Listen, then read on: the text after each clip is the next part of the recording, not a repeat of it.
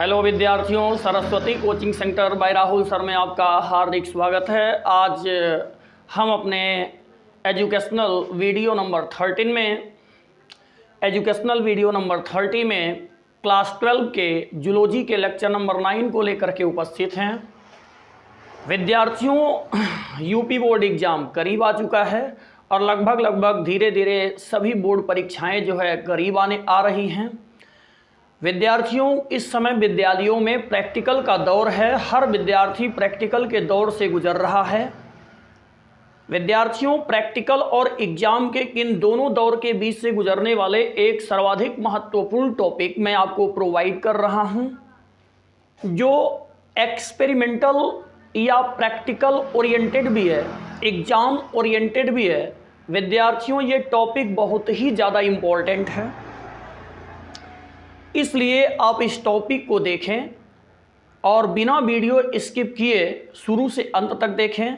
Video sequence में भी है विद्यार्थियों। जूलॉजी का ये टॉपिक है जिसमें मैं आपको न्यूक्लिक अम्ल के बारे में, साथ ही साथ डीएनए की संरचना के बारे में बताऊंगा। आइए विद्यार्थियों, बिना विलंब किए इस टॉपिक को प्रारंभ करते हैं। विद्यार्थियों, ये सर्वाधिक महत्वपूर्ण टॉपिक है। आइए इस टॉपिक को हम लोग प्रारंभ करते हैं। विद्यार्थियों, सबसे बड़ी बात ये आती है कि अगर हमें अपने एग्जाम में या प्रैक्टिकल में डीएनए की संरचना बनाने की बात कह दी जाए, तो डीएनए की संरचना बनाने हेतु न्यूक्लिक अम्ल की अनिवार्यता क्यों बढ़ जाती है? विद्यार्थियों, आपने अक्सर करके 10वीं में 9वीं में डीएनए के बारे में सुना होगा। डीएनए क्या होता है? डीएनए का पूरा नाम आपने सुना होगा। डीएनए का पूरा नाम होता है deoxy ribose nucleic acid. Nucleic acid. विद्यार्थियों, आप इस नाम को दे करके काम को समझिए। डीएनए, अगर डीएनए की संरचना बनानी हुई हमको, तो क्या जरूरी उसके लिए न्यूक्लिक अम्ल की? विद्यार्थियों, आप देख रहे हैं डीएनए का पूरा नाम डीऑक्सीराइबोस न्यूक्लिक एसिड, तो मतलब इसमें न्यूक्लिक एसिड है। यानी जब भी हम डीएनए के बारे में कुछ जानना चाहें, डीएनए के बारे में कुछ भी एनालिसिस करना चाहें, तो विद्यार्थियों सबसे इंपॉर्टेंट हो जाता है हमारे लिए कि हम न्यूक्लिक अम्ल की जानकारी करें। इसलिए विद्यार्थियों, बिना देर किए हम ये कहानी न्यूक्लिक अम्ल से स्टार्ट करते हैं और उम्मीद है कि आप इसे अंत तक देखेंगे। और दूसरी चीज ये बात याद रखेंगे कि डीएनए की संरचना हेतु न्यूक्लिक अम्ल क्यों अनिवार्य हो जाता है। तो विद्यार्थियों, क्लास स्टार्ट हो रहा है न्यूक्लिक अम्ल से। न्यूक्लिक अम्ल पे आप फोकस करें। क्या होता है न्यूक्लिक अम्ल?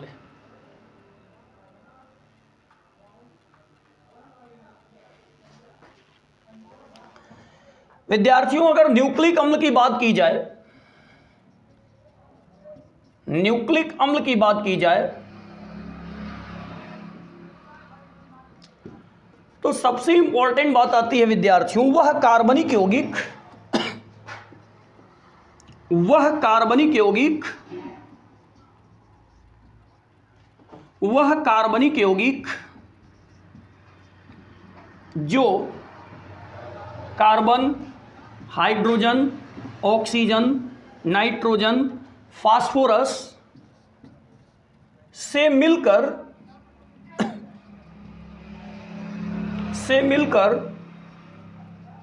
बना होता है,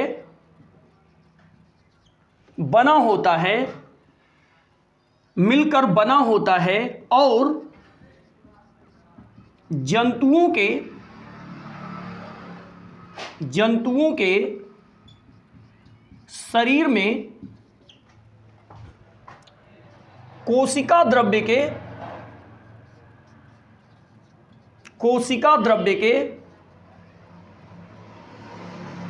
केंद्रक में उपस्थित होता है,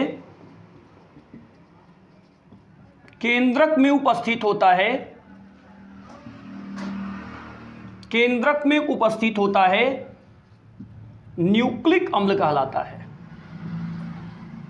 न्यूक्लिक अम्ल कहलाता है। न्यूक्लिक अम्ल कहलाता है।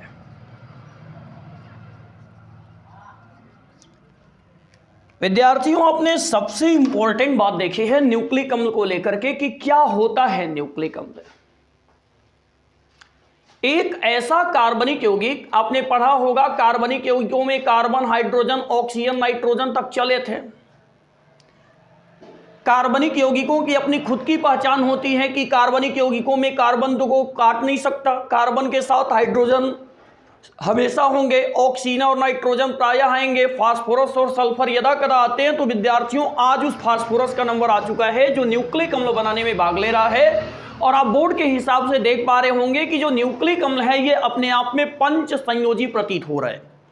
पंच संयोजी का मतलब हुआ विद्यार्थियों, इसमें कार्बन भी है, हाइड्रोजन भी है, ऑक्सीजन भी है, नाइट्रोजन भी है, फास्फोरस भी है। इसलिए आपने इसके डिफिनेशन को देखा है कि वह कार्बनिक यौगिक एक ऐसा कार्बनिक यौगिक जो carbon, hydrogen, oxygen, nitrogen, phosphorus से मिलकर बना होता है और जंतुओं के शरीर के कोशिका द्रव्य में, जंतुओं के शरीर के कोशिका द्रव्य में केंद्रक में उपस्थित होता है, उसे हम लोग न्यूक्लिक अम्ल के नाम से जानते हैं। विद्यार्थियों, वैसे भी शॉर्टकट में अगर आपको बता दें, न्यूक्लिक को लिंक करवाइए न्यूक्लियस से। न्यूक्लियस मीन्स होता है नाभिक, नाभिक के अम्ल को ही न्यूक्लिक अम्ल कहते हैं। विद्यार्थियों, नाभिक के अम्ल को ही न्यूक्लिक अम्ल कहते हैं। और किसी भी जीव के शरीर में कोशिका द्रव्य का जो नाभिक होता है वो उसका केंद्रक है।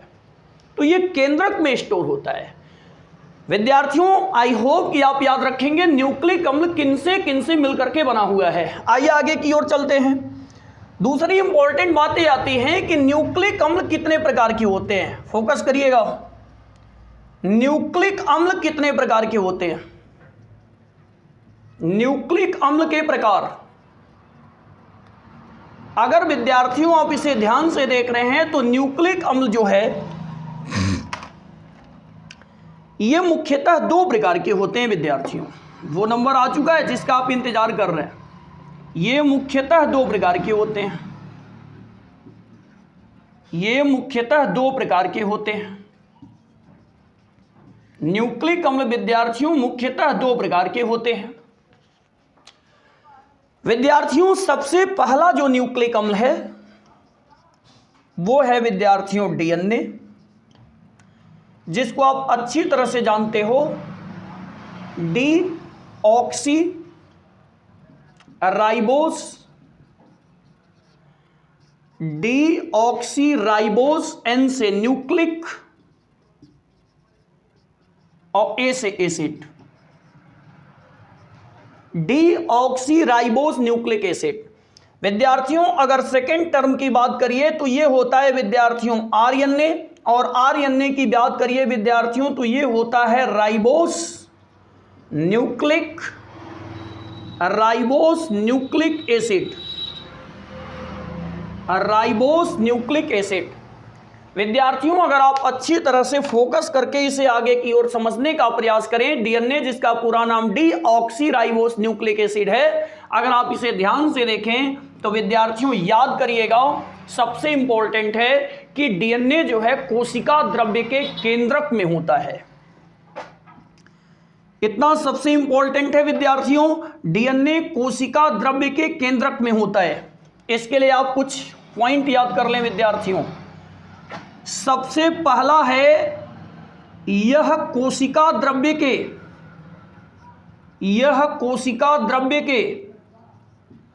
केंद्रक में होता है, केंद्रक में होता है। विद्यार्थियों, इसे तुरंत याद करिए, यह कोशिका द्रव्य के केंद्रक में होता है। दूसरा, यह किसी भी जंतु के लिए आनुवंशिक पदार्थ का वाहक है।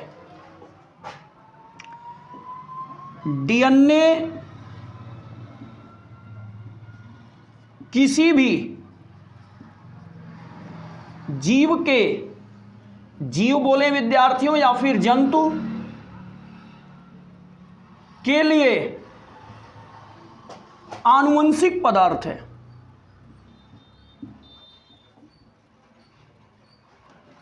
आनुवंशिक पदार्थ है। विद्यार्थियों, यहां से एक पॉइंट और भी लिंक होकर के आता है कि अगर डीएनए आनुवंशिक पदार्थ है तो न्यूक्लिक अम्ल यह आनुवंशिक पदार्थ का वाहक भी तो है, तब क्योंकि इसी से यह बना है, तो आनुवंशिक पदार्थ का वाहक भी है। विद्यार्थियों डीएनए के रिस्पेक्ट में अगली बात जो निकल करके आ रही है वो सबसे इंपॉर्टेंट ये आ रही है विद्यार्थियों, संपूर्ण न्यूक्लिक अम्ल का लगभग 65 से 70% भाग जो होता है विद्यार्थियों वो न्यूक्लिक अम्ल का डीएनए का होता है।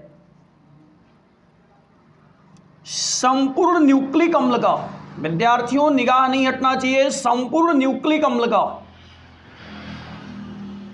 65 से 70% भाग डीएनए होता है विद्यार्थियों। और लेक्चर केवल सुने ना, नोट्स का सहारा लिया करें। संपूर्ण न्यूक्लिक अम्ल का 65 से 70% भाग जो होता है डीएनए होता है विद्यार्थियों। अब आपको आरएनए का केस सुनाते हैं, किसे ध्यान से सुने विद्यार्थियों। आरएनए का और डीएनए में एक बात और आ रही है विद्यार्थियों जो सबसे ज्यादा इंपॉर्टेंट है, पहले इसके क्राइटेरिया को पूरा कर लीजिए। यह केवल एक ही प्रकार का होता है, यह केवल एक ही प्रकार का होता है, यह केवल एक ही प्रकार का होता है। विद्यार्थियों बिल्कुल अपने कंसेप्ट को, अपने माइंड लेवल को खोना नहीं है विद्यार्थियों, धैर्य पूर्वक हर एक बात को सुनना है और अपने कंसेप्ट में बसाना है, समय की चिंता करनी है विद्यार्थियों। मैंने आपको बताया है कि क्या होता है न्यूक्लिक अम्ल। ऐसे कार्बनिक यौगिक जिनका निर्माण कार्बन, हाइड्रोजन, ऑक्सीजन, नाइट्रोजन व फास्फोरस के मिलने से होता है, जो जंतुओं के शरीर के कोशिका द्रव्य के केंद्रक में उपस्थित होते हैं, न्यूक्लिक अम्ल कहलाते हैं विद्यार्थियों। और एक सबसे जबरदस्त कंसेप्ट ये आया है कि न्यूक्लिक अम्ल जो होता है वो आनुवंशिक पदार्थ का वाहक है, मतलब आनुवंशिक पदार्थ उसी के माध्यम से जाएगा। विद्यार्थियों दूसरी इंपॉर्टेंट बात आती है कि न्यूक्लिक अम्ल कितने प्रकार के होते हैं, तो उसका आंसर यह है विद्यार्थियों कि न्यूक्लिक अम्ल 2 प्रकार के होते हैं। एक होता है विद्यार्थियों डीएनए और दूसरा होता है आरएनए। विद्यार्थियों क्या होता है डीएनए, आप कक्षा 9वीं से ही जान रहे हो कि डीएनए का पूरा नाम होता है deoxy ribose nucleic acid, RNA का पूरा नाम होता है राइबोस न्यूक्लिक एसिड। विद्यार्थियों अब तक मैंने जो आपको डीएनए को लेकर के जो है पॉइंट प्रोवाइड किए हैं उसे ध्यान से सुने, उसे देखें। विद्यार्थियों सबसे इंपॉर्टेंट बात डीएनए को लेकर के मैंने यह बताया कि यह कोशिका द्रव्य के केंद्रक में होता है। जंतुओं के शरीर के भीतर डीएनए का जो जगह होता है वो कोशिका द्रव्य के केंद्रक में होता है विद्यार्थियों, पॉइंट को नोट किया जाए। सेकेंड पॉइंट हमारा यह है डीएनए किसी भी जंतु के लिए आनुवंशिक पदार्थ है। विद्यार्थियों डीएनए अगर किसी भी जंतु के लिए आनुवंशिक पदार्थ है तो एक बात साफ है, न्यूक्लिक अम्ल आनुवंशिक पदार्थ का वाहक हुआ। विद्यार्थियों संपूर्ण न्यूक्लिक अम्ल अगर 100% न्यूक्लिक अम्ल है विद्यार्थियों तो उसका 65 से 70% भाग जो होता है वो डीएनए होता है विद्यार्थियों। और उससे भी ज्यादा इंपॉर्टेंट है विद्यार्थियों कि डीएनए केवल एक ही प्रकार का होता है, डीएनए का अन्य कोई ब्रांच नहीं है, डीएनए केवल एक ही प्रकार का होता है विद्यार्थियों। और अगर और भी डीएनए से, आरएनए के पॉइंट को मैं आपको बाद में बताता हूं, अगर मैं डीएनए के और भी पॉइंटों को यहां पर लिखने की कोशिश करूं तो ध्यान दीजिएगा। डीएनए के संदर्भ में विद्यार्थियों पॉइंट नंबर 5, डीएनए अणु का जो व्यास होता है विद्यार्थियों वो 20 एंगस्ट्रॉम के बराबर होता है। विद्यार्थियों डीएनए अणु का जो व्यास होता है, डीएनए अणु का व्यास जो होता है विद्यार्थियों वो लगभग 20 एंगस्ट्रॉम होता है विद्यार्थियों। डीएनए अणु का जो व्यास होता है विद्यार्थियों वो 20 एंगस्ट्रॉम के बराबर होता है। विद्यार्थियों अगर आप यहां से 6 नंबर पॉइंट नोट करें विद्यार्थियों तो डीएनए एक बहुलक है। विद्यार्थियों सबसे इंपॉर्टेंट बात यह आ रही है डीएनए एक बहुलक है, डीएनए एक बहुलक है। डीएनए एक बहुलक है विद्यार्थियों। 7 नंबर पॉइंट आपसे एग्जाम में पूछा जा सकता है तो उसका आंसर है डीएनए संरचना की खोज 1953 में वाटसन एवं क्रिक ने किया था। वाटसन एवं क्रिक ने किया था। विद्यार्थियों पॉइंट को जल्दी जल्दी अपने माइंड में फिट करें और इसे भूलने की प्रक्रिया से बचाएं। विद्यार्थियों डीएनए के लिए जो आपको पॉइंट बताया गया, सबसे इंपॉर्टेंट पॉइंट तो यह बताया गया डीएनए के लिए कि डीएनए जो होता है यह जीवों के जंतुओं के शरीर के कोशिका द्रव्य के केंद्रक में होता है। दूसरा इंपॉर्टेंट पॉइंट यह है कि डीएनए किसी भी जंतु के लिए आनुवंशिक पदार्थ है। विद्यार्थियों संपूर्ण न्यूक्लिक अम्ल का जो है 65 से 70% भाग डीएनए होता है। विद्यार्थियों डीएनए केवल एक ही प्रकार का होता है। विद्यार्थियों अगले पॉइंट की अगर बात करें, डीएनए अणु का व्यास जो होता है विद्यार्थियों 20 एंगस्ट्रॉम होता है। एक एंगस्ट्रॉम का वैल्यू विद्यार्थियों 10⁻⁻10 मीटर होता है। डीएनए एक बहुलक है विद्यार्थियों। डीएनए किसका बहुलक है विद्यार्थियों, आगे हम इसकी व्याख्या करने वाले हैं। और अगर पहले जानना चाहते हैं तो पहले के क्लास में आपने न्यूक्लियोसाइड और न्यूक्लियोटाइड के बारे में पढ़ा होगा। अगर आपको थोड़ी सी भी जानकारी हो तो कमेंट सेक्शन में रिप्लाई करें कि डीएनए किसका बहुलक हो सकता है। बाकी मैं आगे एक्सप्लेन कर रहा हूं विद्यार्थियों। अगला पॉइंट विद्यार्थियों, डीएनए संरचना की खोज 1953 ईस्वी में वाटसन एवं क्रिक नामक वैज्ञानिक ने किया था। विद्यार्थियों उससे भी ज्यादा जो इंपॉर्टेंट बात है वो ये है, उसे आप ध्यान से सुने। अगर आपसे सिंपल वे में पूछ लिया जाए डीएनए क्या है, तो आप केवल इतना कह करके नहीं शांत होंगे विद्यार्थियों कि डीएनए एक आनुवंशिक पदार्थ है। विद्यार्थियों इसका 3 जवाब है। सबसे पहले तो डीएनए एक आनुवंशिक पदार्थ है विद्यार्थियों। दूसरा यह है डीएनए एक बहुलक है विद्यार्थियों। अगला पॉइंट यह है कि डीएनए जो है एक न्यूक्लिक अम्ल है। आई होप विद्यार्थियों कि आपको यहां तक के पॉइंट डीएनए से रिलेटेड समझ में आए होंगे। अब मैं आपको आरएनए पे लेकर के चलता हूं। आरएनए से संबंधित पॉइंट को समझें और तब तक इस स्टेप का आप स्क्रीनशॉट लीजिए। विद्यार्थियों आरएनए के जो पॉइंट हैं उनके बारे में आप अपनी अंडरस्टैंडिंग लें। सेकंड, आपने उसका टाइप पढ़ा आरएनए, आरएनए, और जिसका आपने पूरा नाम क्या बताया विद्यार्थियों, राइबोस न्यूक्लिक एसिड। विद्यार्थियों अगर इसके बारे में मैं आपको पॉइंट टू पॉइंट अगर ऑब्जर्वेशन कराऊं तो सबसे इंपॉर्टेंट पॉइंट यह है विद्यार्थियों कि जो आरएनए है वो किसी भी जीव के शरीर के कोशिका द्रव्य में होता है। डीएनए केंद्रक में होता है विद्यार्थियों। आरएनए जो है जंतुओं के शरीर के कोशिका द्रव्य में होता है। विद्यार्थियों पॉइंट को ध्यान दिया जाए, यह जंतुओं के शरीर के कोशिका द्रव्य में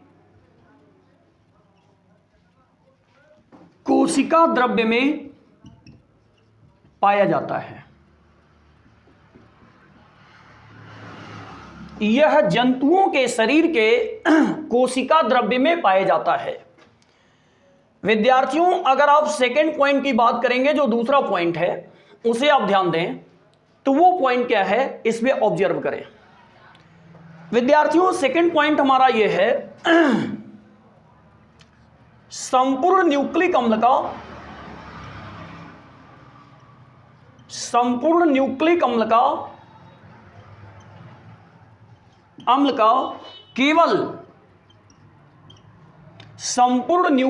का केवल 30 से 35% भाग आरएनए होता है। यानी न्यूक्लिक अम्ल का मैक्सिमम पार्ट बना होता है डीएनए से विद्यार्थियों, जो केंद्रक में होता है। विद्यार्थियों अगर तीसरे स्टेप की बात करें, तीसरे स्टेप की, तो विद्यार्थियों आरएनए एक ही प्रकार का नहीं होता। आरएनए 3 प्रकार का होता है। 3 प्रकार का होता है, जिसका नाम वह आरएनए के निर्माण में निर्माण में योगदान कितना है? योगदान इस प्रकार है, इस प्रकार है। अगर आप विद्यार्थियों इसको पूरी फोकस के साथ समझना चाहें तो ध्यान दें, अगर ये आरएनए है और लेटेस्ट भी कोई भी चीज अपने आप में तो 100% होती है, हमारे हिसाब से आदर्श चीजें संभव नहीं है, लेकिन किताबों में लिखने के लिए 100% लिखी जाती हैं। मान लिया कि अपने आप में 100% है, तो विद्यार्थियों ये कितने लोगों से मिलकर के 100% है? तो विद्यार्थियों अभी मैंने आपको बताया कि आरएनए 3 प्रकार का होता है। ऑब्जर्वेशन करिए, आरएनए कितने प्रकार का होता है विद्यार्थियों? 3 प्रकार का। सबसे पहला जो प्रकार है विद्यार्थियों, सबसे पहला जो टाइप मिल रहा है विद्यार्थियों, ध्यान से सुने, अगर ये भी आरएनए है, ये भी आरएनए है और ये भी आरएनए है, तो विद्यार्थियों आरएनए का जो पहला प्रकार है वो है एमआरएनए, दूसरा विद्यार्थियों टीआरएनए, अगला है आरआरएनए। विद्यार्थियों आरएनए के प्रकार को दर्शाने के लिए एमटीआर वर्ड याद रखें, स्मॉल लेटर में यूज होता है। आरएनए 3 प्रकार का होता है विद्यार्थियों, डीएनए एक ही प्रकार का था, आरएनए 3 प्रकार का होता है। विद्यार्थियों इसको याद करने के लिए आपके सामने है एमटीआर, एमआरएनए, टीआरएनए, आरआरएनए।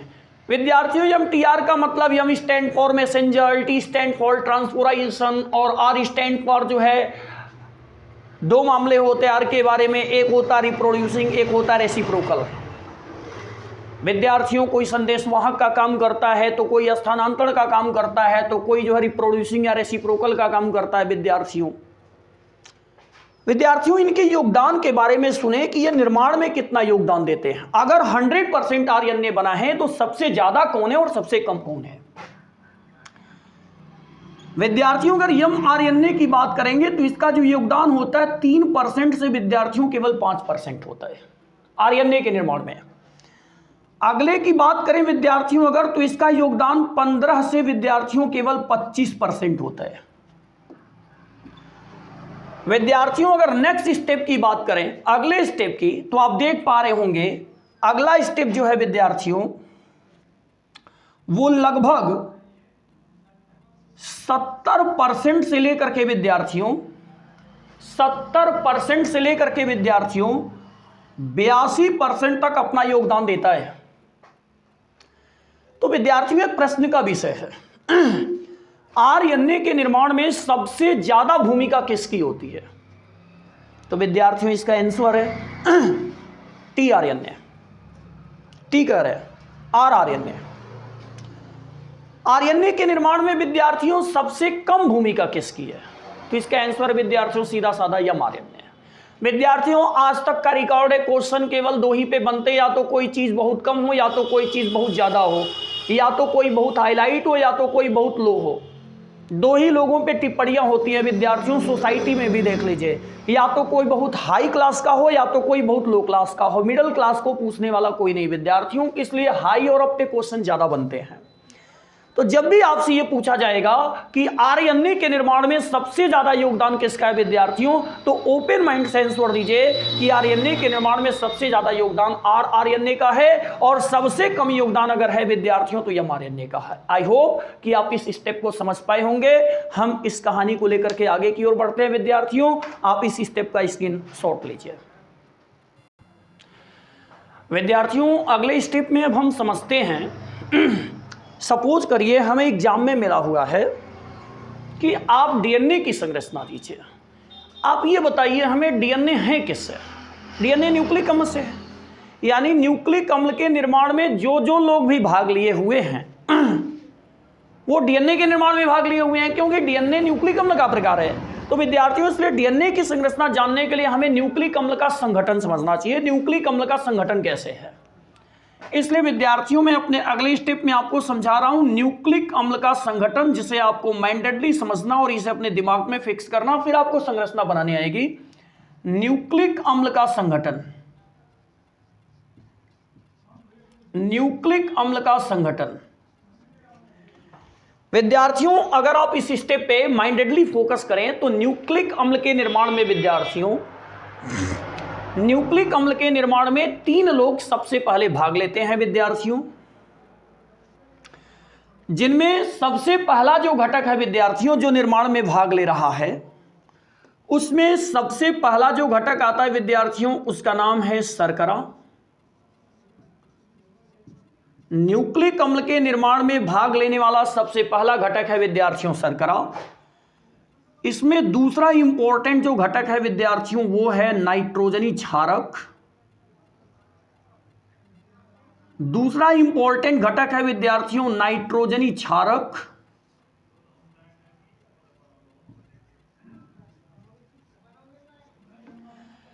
तीसरा जो इंपॉर्टेंट घटक है विद्यार्थियों वो है विद्यार्थियों फास्फेट समूह।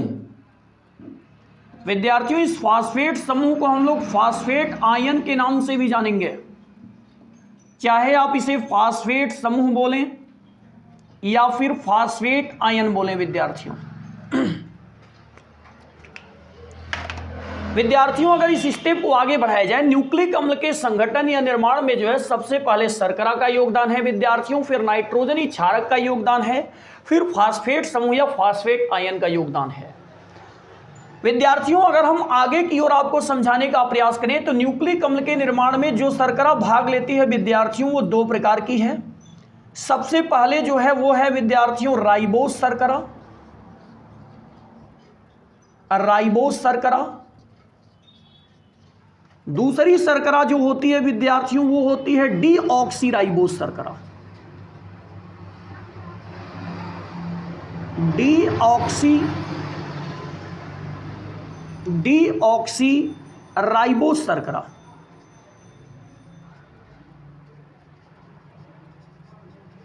डीऑक्सीराइबोज शर्करा। अगला यह है विद्यार्थियों अगर हम आगे नाइट्रोजनी क्षारक पर विचार करें कि नाइट्रोजनी क्षारक में कौन है, तो आप फोकस करके देखें। नाइट्रोजनी क्षारक जो है न्यूक्लिक अम्ल के निर्माण में अपना 2 तरह से योगदान करता है विद्यार्थियों। पहला वो ये योगदान देता है विद्यार्थियों पिरिमिडीन व्युत्पन्न के रूप में। विद्यार्थियों व्युत्पन्न का मतलब आपको अच्छी तरह से मालूम है, व्युत्पन्न मतलब के माध्यम से उत्पन्न। और दूसरा योगदान जो देता है विद्यार्थियों वो देता है प्यूरिन व्युत्पन्न के रूप में। प्यूरिन व्युत्पन्न के रूप में विद्यार्थियों अगर आप न्यूक्लिक अम्ल के निर्माण में नाइट्रोजनी क्षारक को पिरिमिडीन व्युत्पन्न के रूप में देखोगे तो यह 3 तरह से अपना योगदान देता है। यह अपना योगदान विद्यार्थियों 3 तरह से देता है। पिरिमिडीन व्युत्पन्न नाइट्रोजनी क्षारक में 3 तरह के होते हैं विद्यार्थियों। सबसे पहला जो होता है विद्यार्थियों वो होता है यूरेसिल।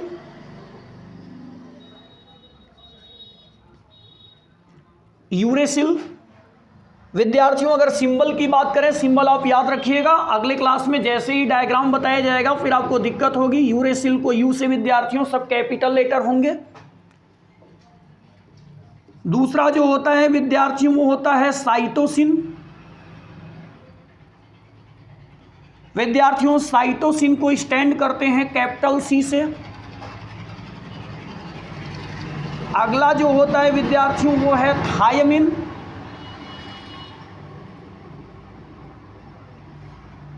साइटोसिन को विद्यार्थियों स्टैंड करते हैं कैपिटल सी से, नीचे लिख रहे हैं।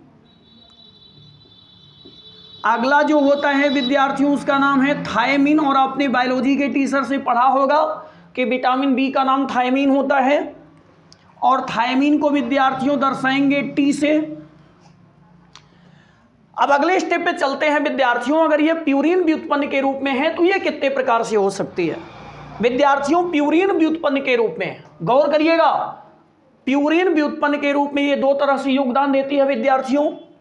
सबसे पहला जो योगदान आता है इसका प्यूरिन व्युत्पन्न के रूप में, सबसे पहला जो योगदान आता है विद्यार्थियों वो आता है विद्यार्थियों एडिनिन के रूप में। एडिनिन, विद्यार्थियों एडिनिन को कैपिटल ए से दर्शाएंगे। दूसरा जो होता है विद्यार्थियों वो होता है ग्वानिन। विद्यार्थियों ग्वानिन को कैपिटल जी से दर्शाएंगे। बात को समझने का प्रयास करें विद्यार्थियों। न्यूक्लिक अम्ल के संगठन में जो तीसरा मूल घटक भाग लेता है वो है फास्फेट समूह। विद्यार्थियों फास्फेट समूह या फास्फेट आयन का जो फार्मूला होता है विद्यार्थियों वो होता है PO4 का 3-। अगर आप विद्यार्थियों PO4 के 3- के एक स्ट्रक्चरल फार्मूला को समझने का प्रयास करें, PO4 के 3- के स्ट्रक्चरल फार्मूला को समझने का प्रयास करें, जिसे मैं यहां साइड में बता रहा हूं। PO4 3- का संरचना विद्यार्थियों आपको पता है फास्फोरस पंच संयोजी है, तो ये 5 बंध लाजमी है बनाएगा विद्यार्थियों, 5 बंध लाजमी है बनाएगा। अगर ये 5 बंध का निर्माण कर रहे हैं तो ऑक्सीजन कितने हैं विद्यार्थियों? 4। 1 ऑक्सीजन, 2 ऑक्सीजन, 3 ऑक्सीजन, 4 ऑक्सीजन। विद्यार्थियों आपको एक बात तो विदित होगा, हर ऑक्सीजन पे -2 होता है, हर ऑक्सीजन पे -2 होता है। अब इन बंधों को हम कुछ देर के लिए हटा रहे हैं विद्यार्थियों। आपको पता है विद्यार्थियों फास्फोरस पे 5 इलेक्ट्रॉन होते हैं। विद्यार्थियों आपको यह बात भी विदित है कि हर एक इलेक्ट्रॉन जो है एक दूसरे से बंध बनाएंगे। तो जैसे फास्फोरस का एक इलेक्ट्रॉन इस ऑक्सीजन के साथ बंध बनाएगा विद्यार्थियों, वैसे ही ऑक्सीजन का 1- खत्म होकर के यहां पर 1- 2- में से 1- बचेगा। फास्फोरस का ये वाला इलेक्ट्रॉन जैसे इस ऑक्सीजन से बंध बनाना चाहेगा विद्यार्थियों, इस पे भी से 2- में से 1- बचेगा। फास्फोरस का ये इलेक्ट्रॉन अगर इससे बंध बना रहा है विद्यार्थियों, तो यहां से भी 2- खत्म होकर के केवल 1- बचेगा। विद्यार्थियों अगर फास्फोरस का ये इलेक्ट्रॉन इस ऑक्सीजन से बंध बना रहा है तो यहां से भी 2- खत्म होकर के 1- बचेगा। विद्यार्थियों अब एक बात फिक्स करिए कि अभी भी फास्फोरस का जो है एक इलेक्ट्रॉन जो है खाली है। विद्यार्थियों अगर ये इलेक्ट्रॉन किसी भी इनमें से किसी भी ऑक्सीजन से अगर बंध बना ले विद्यार्थियों, तो डबल बॉन्ड भी बन जाएगा। विद्यार्थियों जैसे जैसे बंधों की संख्या बढ़ती है बंध लंबाई घटती है, और अगर ये 2 बंध बना लिया विद्यार्थियों तो यहां से इसका माइनस खत्म हो जाएगा। अब विद्यार्थियों आप फार्मूले को चेक करके देखें क्या है। PO4 का 3-, तो विद्यार्थियों आप गिने PO4 कितने माइनस है विद्यार्थियों? 1- 2- 3-। हमें उम्मीद है विद्यार्थियों, हमें पूरा उम्मीद है कि आप न्यूक्लिक अम्ल के संगठन का जो स्ट्रक्चर आपके सामने दर्शाया गया है इसे आप अच्छी तरह से समझे होंगे। विद्यार्थियों आज के जूलॉजी के लेक्चर में मैं आपको इतना प्रोवाइड कर रहा हूं, शेष लेक्चर के लिए आप नेक्स्ट क्लास के लिए वेट करें। तब तक के लिए धन्यवाद। Thank you for watching.